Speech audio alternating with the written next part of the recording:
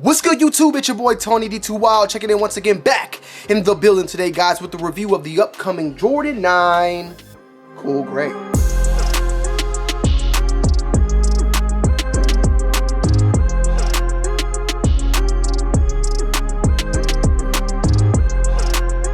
Jordan 9 Cool Gray is set to release on March 15th for a retail price point of $210. And this is not the first time it's retroed, nor is it the second time. Originally releasing in 2002 and then last time retroing in 2012, this will be the second time that this colorway has retroed. And I actually owned the 2012 version. I sold it once I heard that this version was going to be releasing coming in 2025. And they wanted to stick to its true to the original, as they've been stating on a lot of these releases. That part, as far as it is, I don't own a 2012 version to tell you, but I will say that the Jordan 9 itself, owning older versions like the 2012 Cool Gray, as well as an older version of the Jordan 9 Olive, which I think was also the 2012. I owned both of them. I feel like the 2025 pairs of the Jordan 9s have stepped up in quality and craftsmanship along the way. I feel like they're a little bit more overall thicker. The tongue itself has a different type of mesh design that I feel like is a little bit more plush. Now, how close is it to the original? That may be for some older heads out there that had those originals from back then.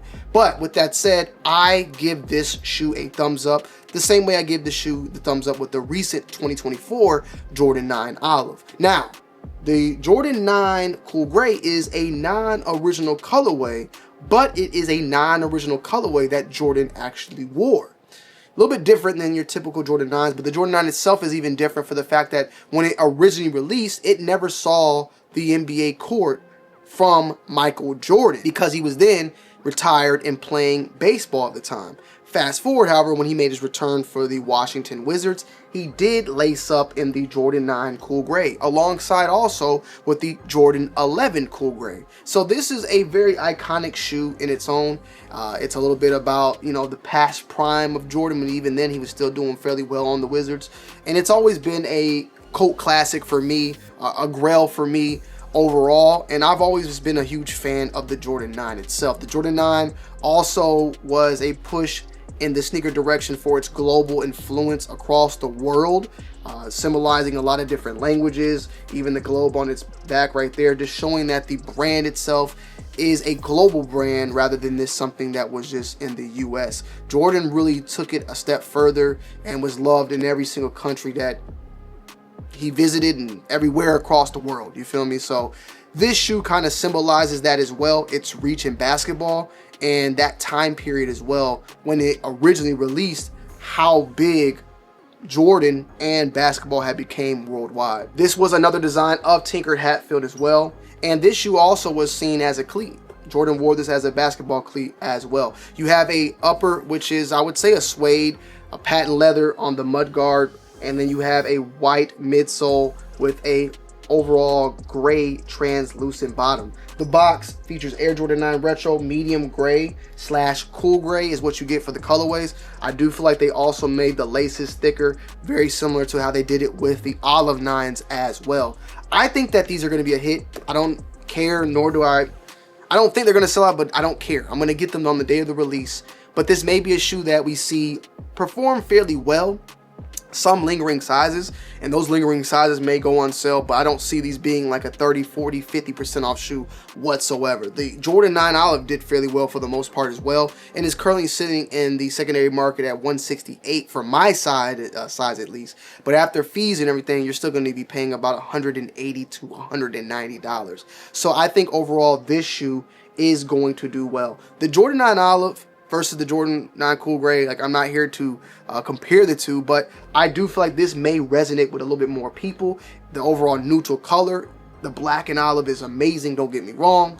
I love both, and I would not want to choose my favorite. It's too tough, and I don't want to do it, but I definitely love this shoe, and happy to be getting a newer pair and a upgraded pair in my humble opinion. I feel like the quality is better on this pair. So with that said, I'm not mad at all. However, I am still mad that I had to pay $210.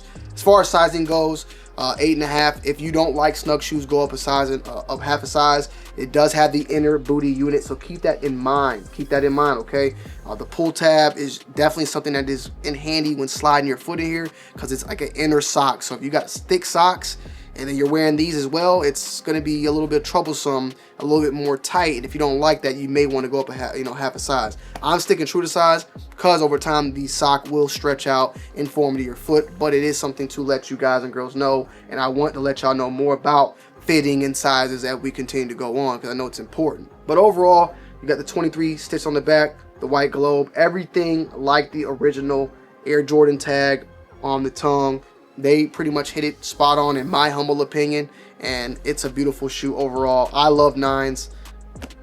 It is what it is when it comes down. I love 9s, so I'm always for it when they come out. No diddy. Powder blues, any Jordan 9 that's has some historical significance, I'm gonna try to more than likely cop it, and this is one I'm gonna cop as well.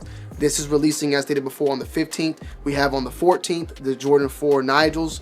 Both of these reviews should be up by then, but just keeping that in mind that this is a shoe that is coming out next week. So maybe I should have this out before not next week. I should have this out by when this releases next week. But that said, though, let me know you guys' thoughts and opinions down below in the comment section on this shoe. Like, is this a cop for you or is it not? For me, it's not a pass. It's a cop. Classic. I love it, and I'm happy to see this back in the building. So Jordan 9 Cool Gray, March 15th, 210. Leave your comments down below in the comment section as always. I love y'all. I appreciate y'all, and I'm going to see y'all on the next one. I'm out. Peace.